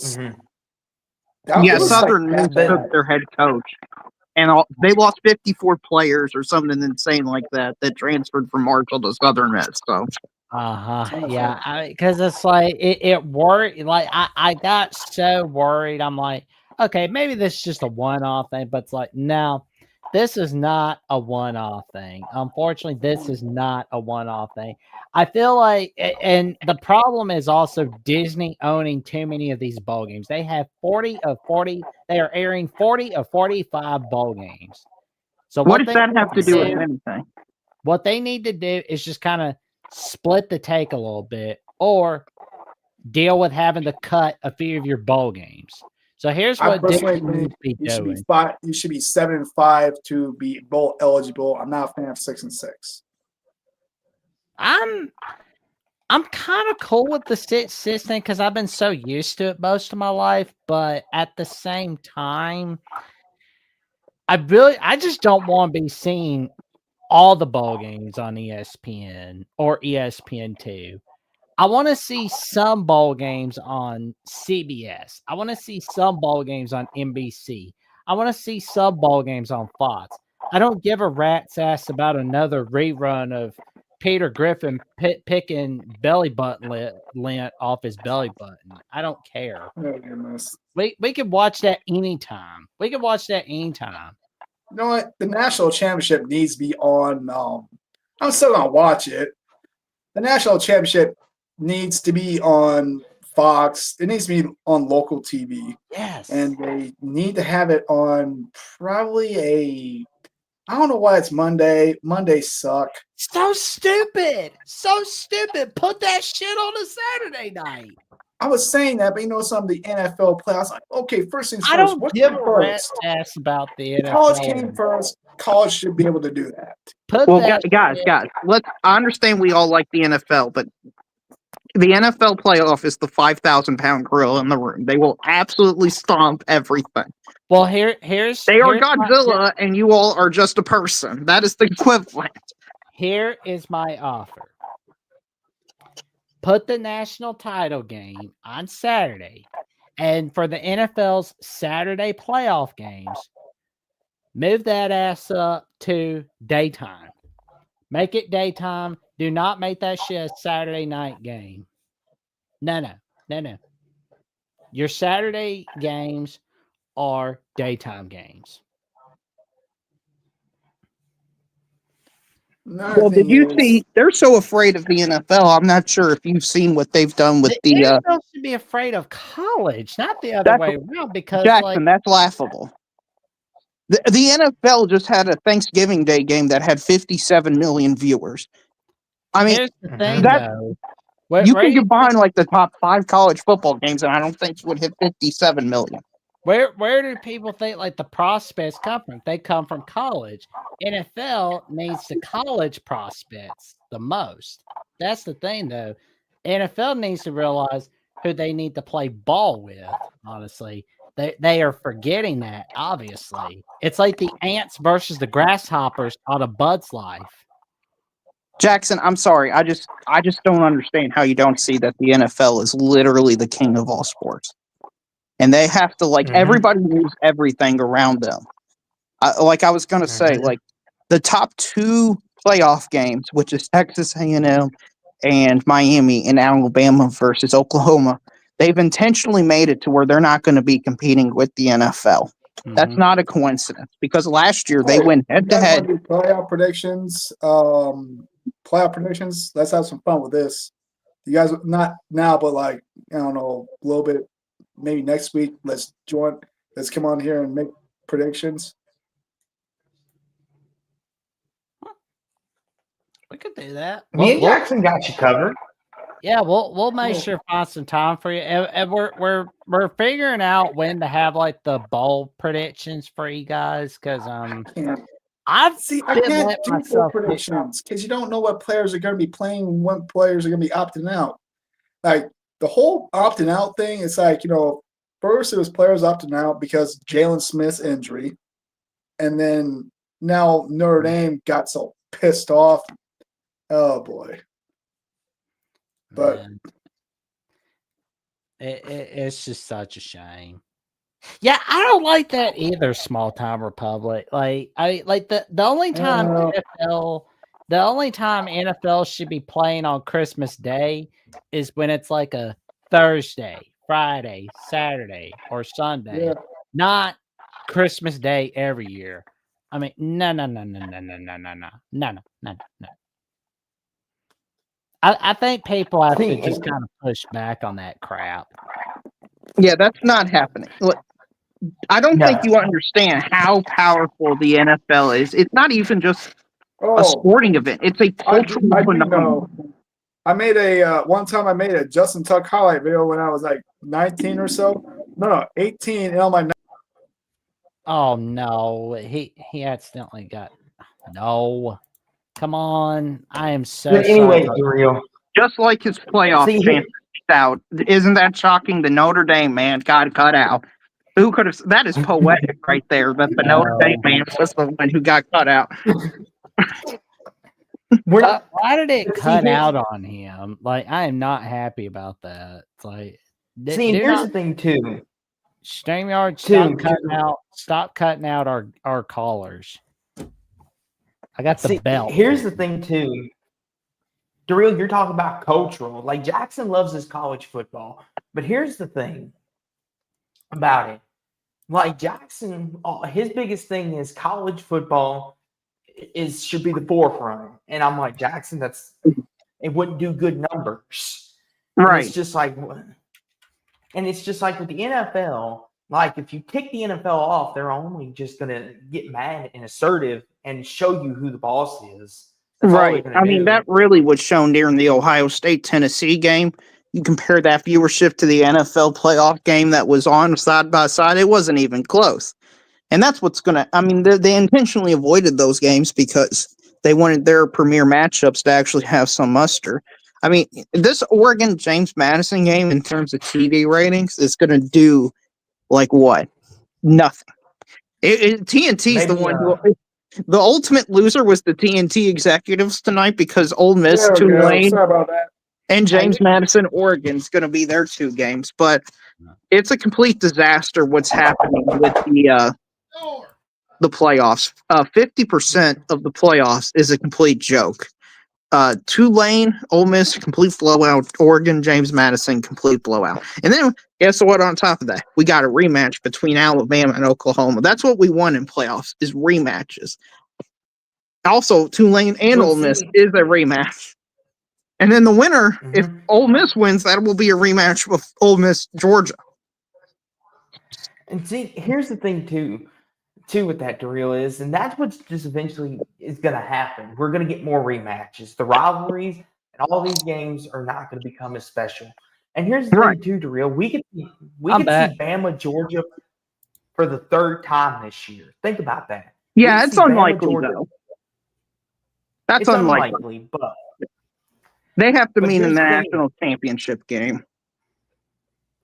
I mean, I think Georgia could win the whole thing. Yeah, Georgia. I think right now Georgia's the second best team, maybe the best team. Indiana, like right now, I wouldn't mind if we just got rid of the stupid playoff and we had Indiana, Georgia play for the national championship. That's fine. We're just doing a bunch of needless hurdles, in my opinion, that just to make everyone feel included in the process.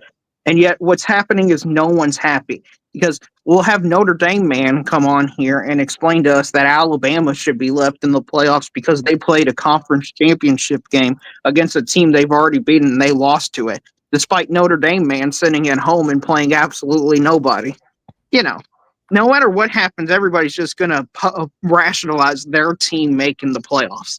I mean, if Miami and Notre Dame situation was the complete opposite, you would have a bunch of Miami fans saying, well, head-to-head shouldn't matter, in my opinion.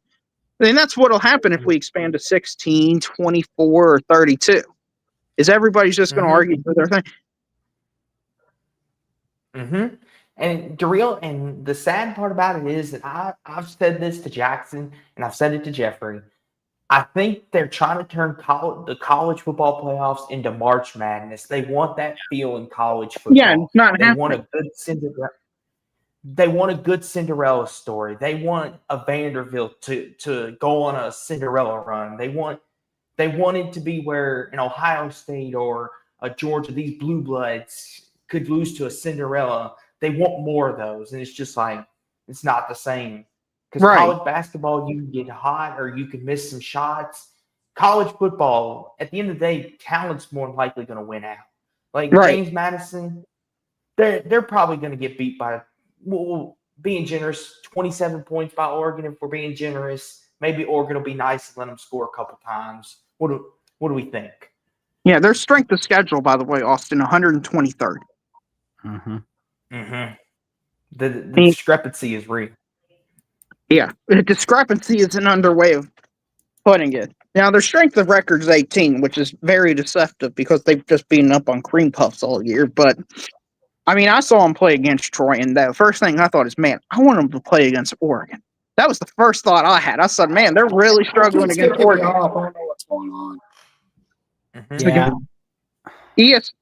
Oh, God, it cut them off again. Yeah. You're not doing anything to it, are you, Austin? No, Jackson. I'm not doing anything, I promise.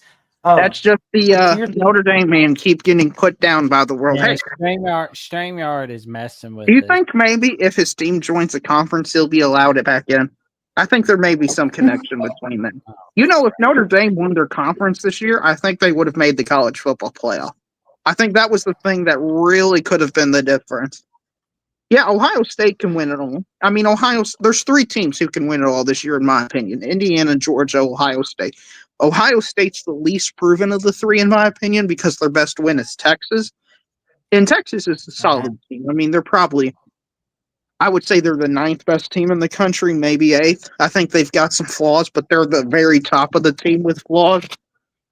So, but, I mean, Indiana's beating Oregon, Georgia's beating a bunch of other great teams. Sorry, Austin, I'll let you go. oh no, you're good. You're good. I just want to add to that, Darrell. I've said this now. You may laugh at me, but I think Texas A&M could make a run at it. I think they're a really good football team.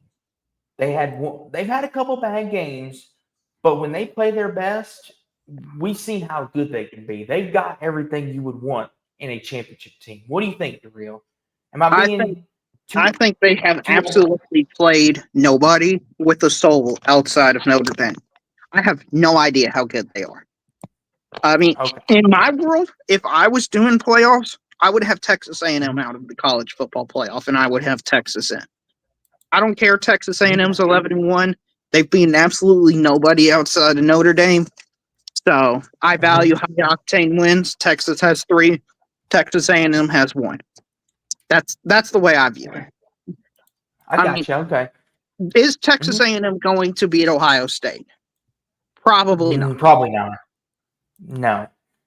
I mean, here's the thing. Realistically, like looking at the bracket, I mean, like you said, Indiana, Ohio State, Georgia, or like you said, Darrell, they're the 3 that a lot of people are going to pick.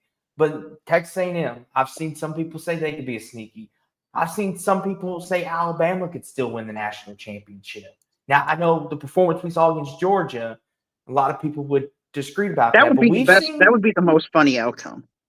That would be by far the funniest. Because everybody on Twitter that's Notre Dame fans. It's like, or who hates the SEC says Alabama's out. They don't deserve it. It's all rigged. And then Alabama just dog walks the Big Ten and beats Indiana and Oregon. That would be so funny, man. Just seeing the cope and meltdown of all those people would be hilarious. Oh, that'd be funny. Oh, yeah. But here's the thing, too, Darrell. I mean, let's not discount Texas Tech, how good they are. I mean, their defensive line, Darrell, they're like Indiana. They can get home. I know you're laughing at me. I know. Yeah, Texas Tech, they look really good against, TCU and West Virginia and Baylor and those level teams. Let's see them play a legit top 5 team in Oregon first, okay? They may be a legit team. I just have no data point. Oregon won't last long in the playoffs. They feel similar to Penn State from last season. Well, Penn State made the Final Four, so Oregon plays JMU. I mean, they should win that game. I mean, if they don't, then we're going to laugh at them to the end of time, and they should disband their program if they lose to James Madison in the playoffs. But I mean, they could lose to Texas Tech, I suppose. I don't know how good Texas Tech is. Really? They haven't beaten anybody that's elite. I think BYU's a good team. I think they're a borderline top 15 team. Utah's a really good team as well. Utah. They did beat Utah. Fine. Yeah, Utah's best wins against Arizona. I mean, Arizona's fine. They're decent. They're nice. They're a nice team. I think Utah is okay. I mean, Utah and Texas Tech could win a game in the tournament against Oregon. That wouldn't shock me. But are they going to beat Indiana? I doubt. No. Maybe. No. I wouldn't be surprised if Tech goes far because they seem like that TCU team from a couple years ago, Darrell, where they could surprise a few people. The Big 12 can have a breakout year. Like really surprised when TCU played Georgia. You're right about that. I was surprised by the margin of defeat. But I will give you that. See, here's the thing, though, Darrell. They beat Michigan that year, right? And everyone picked Michigan to dominate that game. And what happened? TCU took it to them. Now, the Georgia game, there is no defense for that. That was just an outclass. That was basically little brother, just basically big brother, basically spanking little brother. That's what that was. You're right. But who knows? I mean, Well, what we maybe do Ole know Miss right wins it. now, for sure, almost certainty, is Oregon and Ole Miss have a better than a bye game, which means they get all the upside of playing a football game, but none of the downside of actually losing the game. So that's nice for them. I mean, the 7th seed and 6th seed shouldn't have this much of discrepancy. The 6th seed is 17.5-point favorites last I saw, and the 7th seed is only 4-point favorites. There shouldn't be a 13.5-point gap between being 6 and 7 in this playoff structure. So the G5, I'm sorry, you get to go. You get to make your own playoff. You know, you got to be like the FCS. You got to have your own tournament, maybe to lead us in the college football playoff. You can have 16, 24, 32 teams, whatever you want, to expose a bunch of programs that nobody knows or cares about. And you get to have some fun. And we get to have some fun watching them and learning new players and storylines and stuff. But they're just taking up way too many valuable spots. I mean, even last year was arguable. They took up a valuable spot with Alabama or South Carolina or Miami being on. This year's just inarguable. But here's the thing, though, Darrell. I will push back on that just a little bit, though.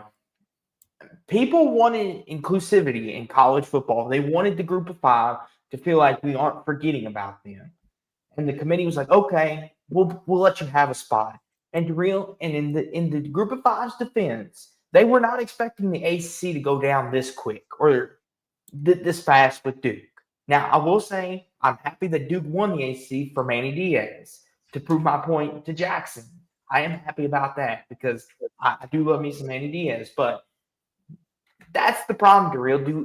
Next year, do we honestly think the ACC is going to have another one of these years where the conference champions 8 and 5? No, but but the last 2 years the G5 team has completely destroyed the bracket, with Boise State being the 3 seed and this year them getting 2. I just don't think the G5, unless you meet certain qualifications, should be in the college football playoff. And those qualifications should be being one of the top 12 teams in the country, like everyone else. I don't think we should have to shoehorn special exemptions for all these teams. So, if it was up to you, Darrell, the 5 highest conference champions rule, if you were making the rules for the bracket, that would be no longer a thing in your bracket. Right. I would get rid of it. I just want to, ideally, I would do the +1 model. That'd be my first format. If we had to have 12 teams, I would do the 12 best teams. I've noticed everyone who pushes the, what is it? Like the 4-4-3-3-2-1 model or 4-3, 2-2-2-2 model, whatever it's called. It's a stupid name. They need to make better names because too many numbers. But those are mainly ACC fans, Big 12 fans, G5 fans, which means they know they can't earn it on the field. So they have to artificially have playoff spots, which is kind of sad that they don't think they can beat the SEC and Big 10. But, it is what I just want to see legit teams that can win all. If we want to have an exclusive tournament like March Madness, let's just open this puppy up to 24 teams like some of them won. That way, I know it's ridiculous, but we... You're good, Darrell. I was just pulling up the comment. You're good. Go ahead. Yeah, I was going to say the people who won 24 teams are going to legit saying Iowa at 8-4 should make the college football playoff this year. It makes no logical sense to me, but hey, more power to them. And like this comment reads here, Darrell, they're trying to make it like March Madness because TV Land loves a Cinderella team. Doesn't make sense in football though, and that's exactly what I try to tell people is when they want to expand to 64, 32, and do all these big numbers, they think they're replicating it in football. They think, oh, maybe one year we can have an Alabama go down to a Cinderella Utah team in the round 2 or something, or Utah goes on a run, or maybe a team like, let's see, Wake Forest makes a run out of the ACC. No one sees coming. but it doesn't happen in football. Like, that's the sad part about it. Like, leave basketball to do the basketball things. I mean, Daryl, you know this better than anybody. How many times has the Cinderella beaten Kentucky in basketball? Many, many times. I mean, you're basically known for the upset alert at this point, especially Cal's later years. But go ahead. Well, thanks for the. I appreciate the intentional digs, Austin. I greatly appreciate that. But Hey, you give them back to me, so I got to give them to you. no, that's fair. I mean, at least some things, more things change, more things stay the same. That's why Louisville can't beat John Calipari. More things change, more stay the same. Oh, But oh. Anywho, go ahead with your point. I Oh just man. wanted to ask you, Austin, in terms of what you want out of this playoff and what you would do, because I don't think I've ever heard what you've wanted. Do you want automatic qualifiers, or do you want like the 5+11, or what? What do you want that's realistic? Honestly, I'm with you. There has to be a happy medium. If you win a power conference, so the ACC, the Big 12, the SEC, Big 10, you should automatically have a spot in the playoffs, in my opinion. Now, that may be something not a lot of people agree with, but you won your power conference. You won the Power 4 conference. You earned your spot. As far as the group of 5 goes, that's up for debate. If we want to include the group of 5, we can. But I'm all in favor. If you're in a power conference and you have a comparable record, you are an automatic lock. You get one of the 12 spots. That's what I want out of it. Absolutely. I want conference championships to still mean something, because I'm getting sick and tired of hearing all day today, well, conference championships are getting devalued. Alabama might opt out next year. This, and I'm like, don't you even start that. Don't you even They would start have that. opted out if they were left out of the playoffs. I almost would have guaranteed you that. I think the issue is having this large of a playoff field is almost going to guarantee every single year the Big Ten and SEC championship game is just irrelevant. And I don't see any way to remedy that or fix it, because their league is just too good. And I think that's where people are coming from. That's why I was saying, like, earlier tonight on Ladies of College Football, and I was watching looking on Matt Zemmett's article from College Wire, where there's a suggestion of, instead of just conference championship games, why not just make it like bubble watch games?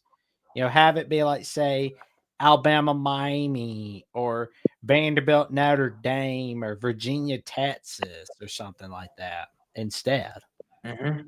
Or like BYU, or no, scratch that, BYU, Texas.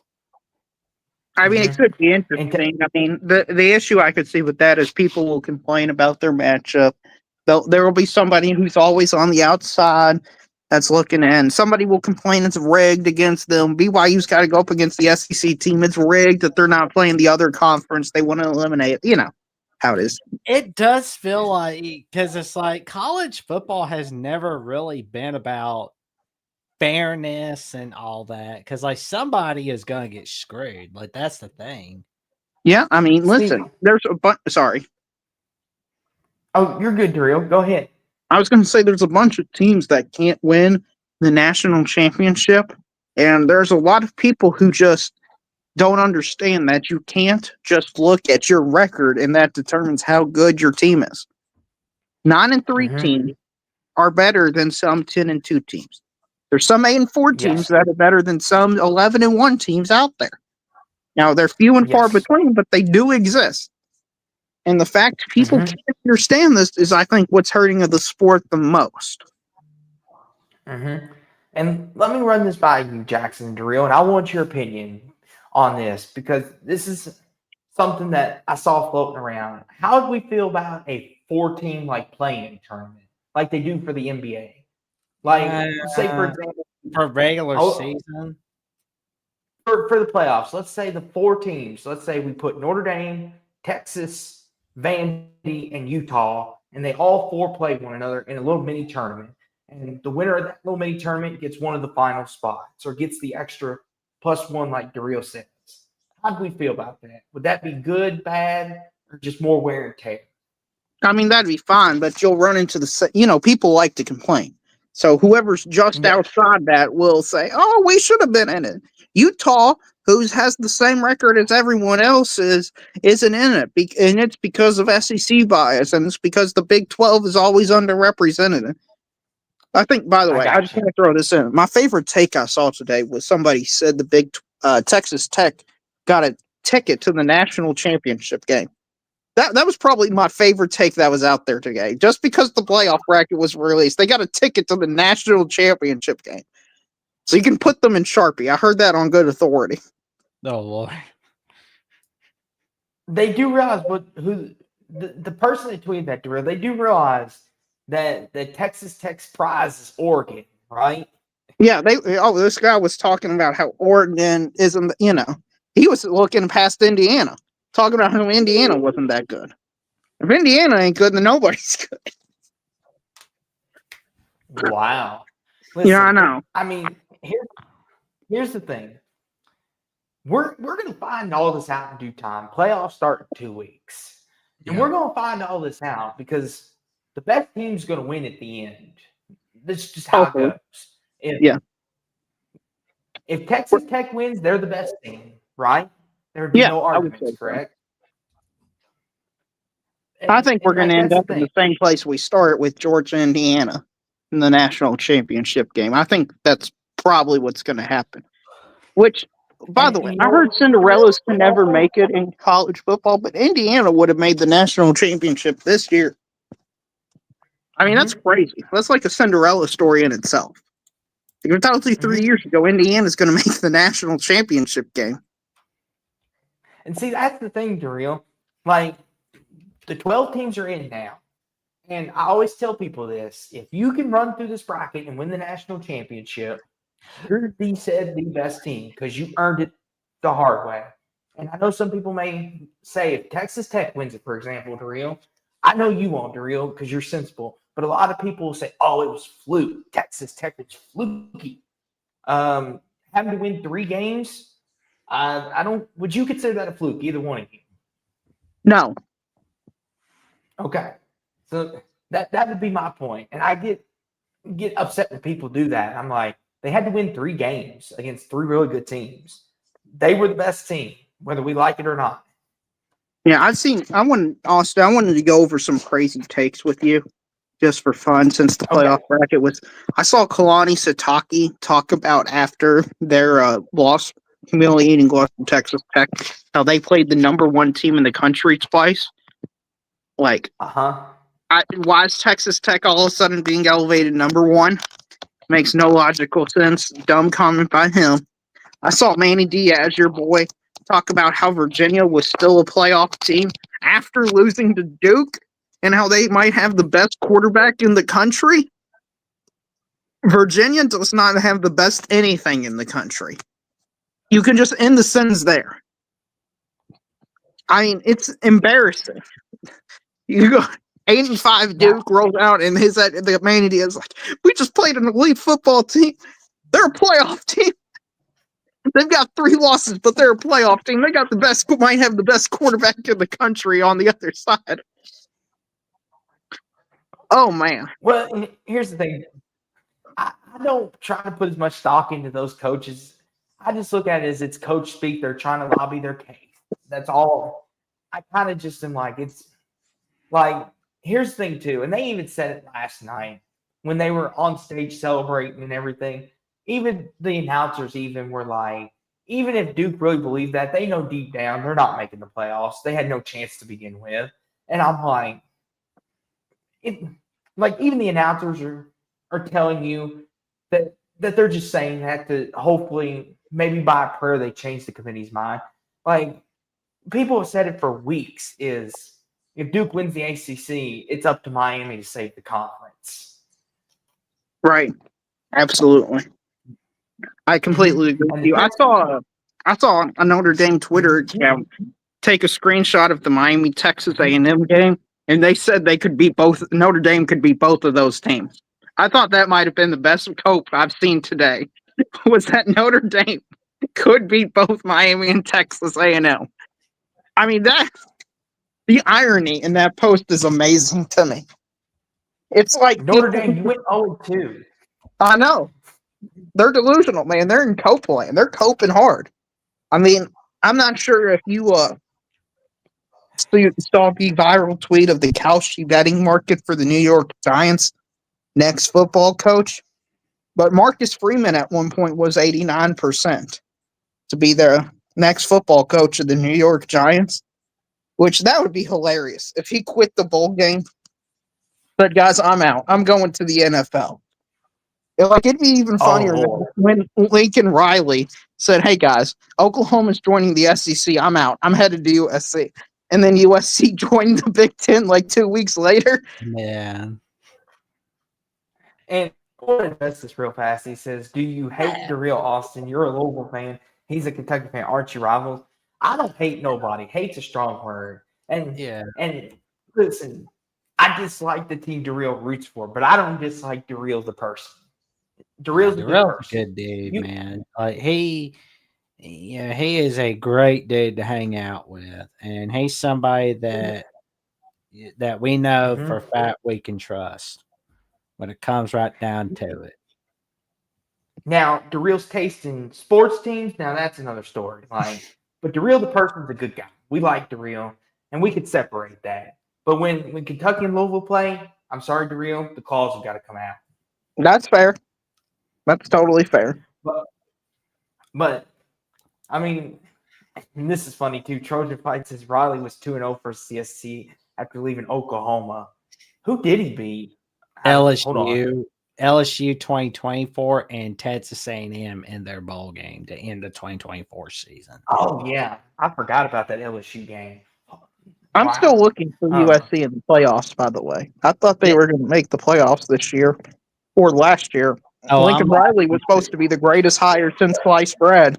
Like, I remember that offseason, everybody's like, whoa, USC hired Lincoln Riley. USC is back. And they're back to, what is it, the Las Vegas Bowl? The Gasparilla Bowl, something like that? I'm not even joking. I think they're legitimately in the Las Vegas Bowl against Utah. Well, they're playing against TCU in the Alamo Bowl, I believe. Okay. Wow, that's a heck of a game as they're playing TCU.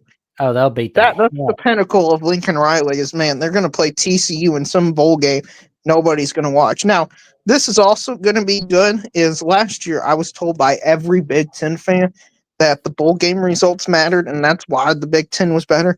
When the SEC dominates this year because they're a deeper conference, is the Big Ten man still going to believe that bowl game's going to matter, or are now they going to be irrelevant and only playoff games matter? I have a feeling it's going to be that second one. Because I'm not sure if you've seen any of the bowl game matchups. I saw Texas is playing Michigan. That's an instant Texas check mark. Yep. Ooh, that might be a good game. I'm mad that we're not going to have a Pittsburgh Penn State matchup in the Pinstripe Bowl. I mean, I get Penn State Clemson's cool, but I'd rather have Penn State Pittsburgh. I want to see some state pride for Pennsylvania. See, like, why did we get East Carolina? That's upsetting. I mean, not East Carolina, Toledo, my bad. Penn State's a bunch of assholes. Oh, it's because you all had, like, no playoff representation. I don't care. Because your conference is literal garbage, so, like, they just had to put a hodge, The bowl tie-ins were really good this year. In the Military Bowl. I mean, if I were a recruit and it's like, yeah, I'm never going to a natty, but I get a shot to go play at Yankee Stadium, that'd be awesome. I want to go play at Yankee Stadium. So I have a question. Jackson, you would know this better. Maybe you know this better too. Since Notre Dame backed out, who replaced them? Georgia Tech. Georgia Tech. Okay. And they're going to play BYU. Ooh, okay. That could be a fun game. I still wish there was Notre Dame BYU, though. Because, I mean, like, the Catholics versus the Mormons, the Ramblin' Rat versus the Mormons. What the hell am I supposed to do with that? That might be a fun game if everybody, if Bear Bachmeyer and Haynes King all don't opt out and everybody plays. That could be a fun bowl game. That could be one of the Yeah, there's some One of the good, better bowl intriguing matchups this year, more than last year. I think mean, they did a good job. Georgia Tech. Okay, so I'm looking at. Okay, like Georgia Tech, Vanderbilt's better. I don't think like Virginia, Missouri. That's gonna be sloppy. LSU, Houston, depressing. Uh, Christmas Eve. I know that there's nothing going on Christmas Eve. I know like Cal Hawaii looks boring, but last year's edition of the Hawaii Bowl, we had Magic on there. And one thing I remember is if the Hawaii Bowl is the only event on television, that means there's probably going to be some excitement coming out. Yeah, isn't it Cal Hawaii this year? Yep. I think that's actually going to be a pretty high scoring football game. I think Cal's quarterback, and they got one wide receiver. I think his name is I don't remember it, but he's really good. Like he could be an NFL level receiver in the slot. Yeah, Jesus, he absolutely cooked SMU and Louisville, from what I remember. I tell you, Illinois, Tennessee. Keep Yeah, your that'll be eyes good. open on that.